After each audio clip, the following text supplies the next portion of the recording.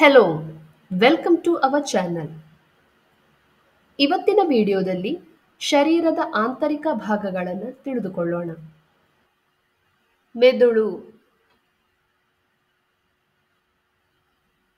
ಹೃದಯ, ಶ್ವಾಸಕೋಶಗಳು, ಯಕೃತ್ತು, ಹೊಟ್ಟೆ, ಮೂತ್ರಪಿಂಡಗಳು, ಕರುಳು,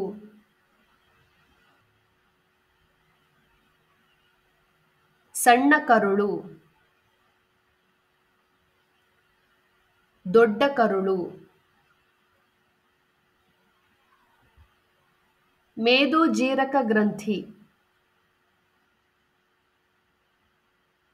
ಗುಲ್ಮ, ಪಿತ್ತಕೋಶ, ಧ್ವನಿಪೆಟ್ಟಿಗೆ, ಥೈರಾಯ್ಡ್, ಬೆನ್ನುಹುರಿ,